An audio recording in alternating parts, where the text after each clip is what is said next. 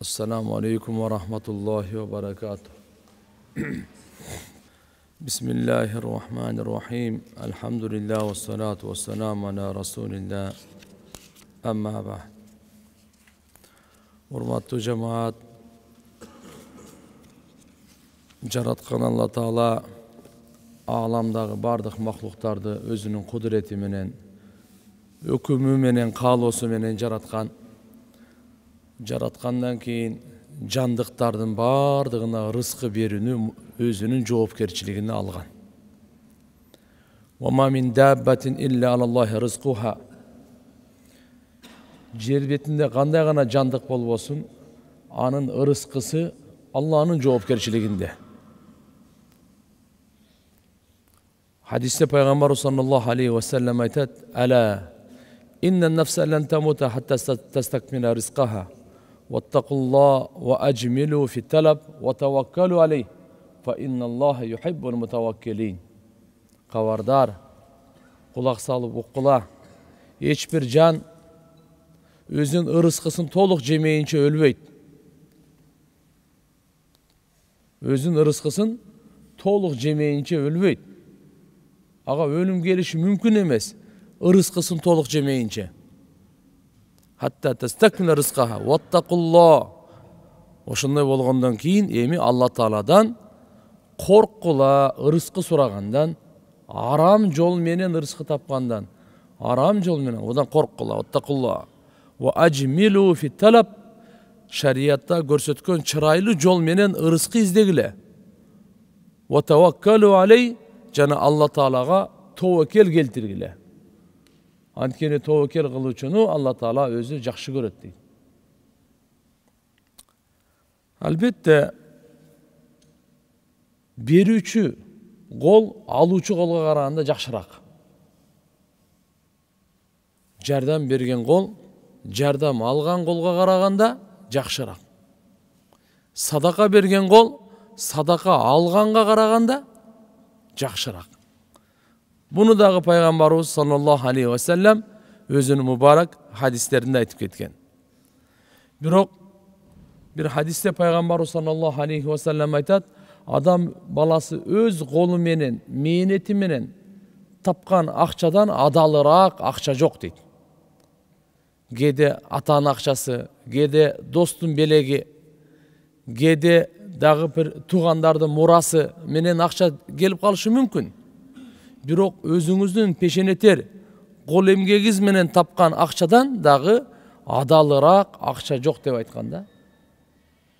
Демек биз мынал жерде ушуга ден соолук жакшы, акыл эс жакшы учурда өз колубуз менен акча тапкан аракетин кылышыбыз керек экен. Эгерде ушундай мажбурлукта болуп калат, кээде адам баласы болгондон кийин оорукчан болуп калат, муктаж болуп калат, инвалид болуп калат, өзүнүн мүмкүнчүлүгү чектелип калат. Ошол учурда ишеним жараткан Аллага болсун. Ида саалта фасалилlah, застаанта фастаин билlah.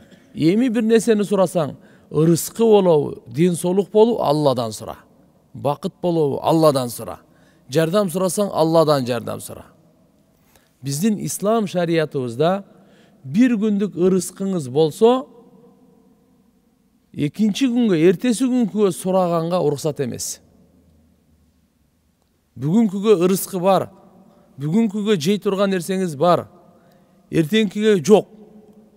Ушундай адамга сураганга уруксат эмес. Эгерде бүгүнкү күнгө да жок болсо, анда шарият уруксат берет. Эми тилемчилик кылыппы, мени мага берип койгула, курсагым ачты деп сураганга уруксат буга. Демек өзүнүн жол жобосу бар экен да. Садака алуунун адеби.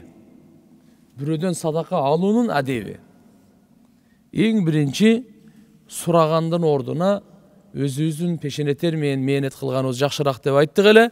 Hadiste Peygamber sallallahu aleyhi ve sellem "Vallazi nefsi biyadi."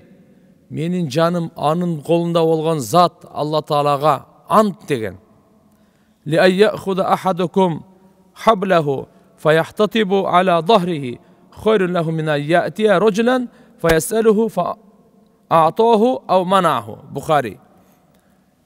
İmam Bukhari rahimahullah keltirген hadiste Peygamber sallallahu aleyhi ve sellem aytып, ант ичип, силердин бирөөңөр өзү арканын алып, шул барып туруп, отун жүктөп, белине көтөрүп келип, сатып тиричилик кылганы, бул жакшыраак бир адамга барып сурап, ал бериши да мүмкүн, бербей койушу да мүмкүн. Демек ушул айтып атканы өзүнүн барып туруп, аз болсо дагы бир нерсе алып мээнет кылганы жакшыраак дейт да. Экинчиден, сураганды адат кылып албаш керек. Себеп Пайгамбар саллаллаху алейхи ва саллям айткан, кыямат күнү адам баласы келе дегенде, дайым ошо сураган адамчы өзүнүн денесинде эти жок келет деген. Сөөк менен эле сураган адат кылып алганда, маязал рожул ясалун нас, адамдардан сурай берет, ушу сурап жашап үйрөнүп алганда, эч мындай жалкоо сурап жашап эле үйрөнүп алган. Буга кандай болот? Хатта яти яуман кыяма лейса фи важхи вазата лахмин. Мынакей жүзүндө бир учтагы ушундай бир кичине бир үзүм эт болбойт дейт да. Жүзүндө эти жок келет экен кыямат күнү. Демек муну түшүнүп алыш керек. Анча-мынча зарыл болсо мейли сурап, бирок өзүнүн мээнетин алып кетиш керек. Кесиптүүлүктү Пайгамбарыбыз Мухаммад алейхиссалам күн сайын эрте менен жалкоолуктан пана тилейт эле да. Сураганда Алла Тааланын аты менен сурабасын дейт да. Эмне үчүн?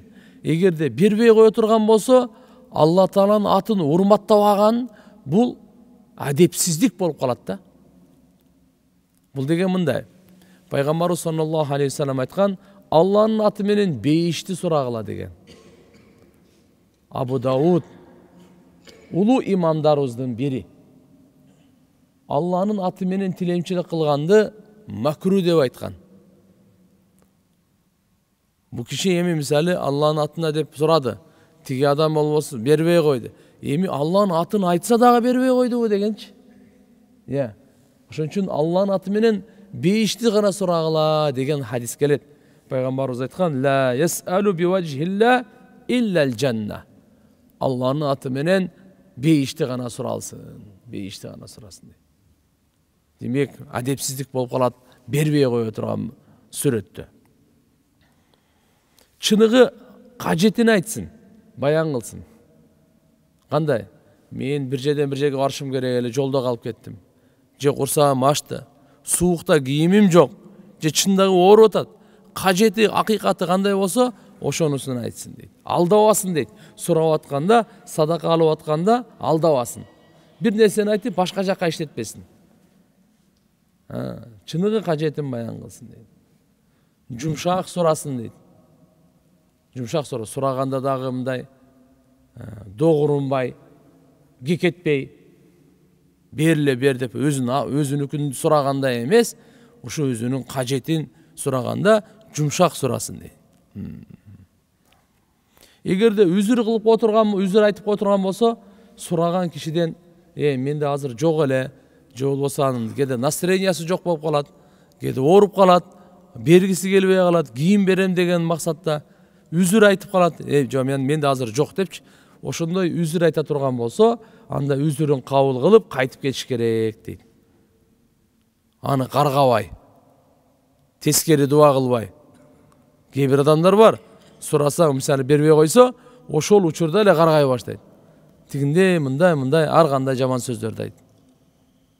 Андай кылыш керек. Үзүрүн кабыл кылыш керек. Үзүр айтып кол, болду. Аны туура түшүнүш керек да, кайтып коюш керек. Ага карап туруп кайра тануулап сурай бербеш керек да. Бир сурады, болбоду, берчи, кайра аркасынан түшүп алып эле. Канча нерсе берсин, аз болбосун, ага шүгүр кылыш керек дейт. Мынакей садака алуучуларга, бунун эмне болсун деп кайра ыргытып жүргендер бар. Жок, Алла Таала канча ошол мисалы канча алсаңа бердиби? Киши бир сындырым нан берди, же акча сурады эле, сага бир ручка берип койду, же акча сурады эле, сага да бир кичине бир башка нерсе дасормол берип койду. Ар кандай болуп калат кээде. Демек канча нерсе бере турган болсо, аз болгон чакта дагы ага шүгүр кылыш керек дейт. Албетте, шу садака берген кишиге дуа кылыш керек. Ким садака бере турган болсо, мисалы ага, мисалы зекеттин бердиби, же болбосо белек бердиби, же болбосо садака үшүр бердиби, кандай гана бербесин, ага сөзсүз аркасынан дуа кылыш керек. Жакшылыктын акысы жакшылык менен болот да. Хал жазаул ихсан иллал ихсан. Жакшылыктын акысы жакшылык менен. Азбы көппү сизге бир жакшылык кылдыбы, сиз ошо жакшылыкты баалаңыз дагы, ошо жакшылыкты жакшылык менен кайтарып бериңиз. Жакшылыкты жакшылык менен кайтарыңыз. Ал кандай дуа?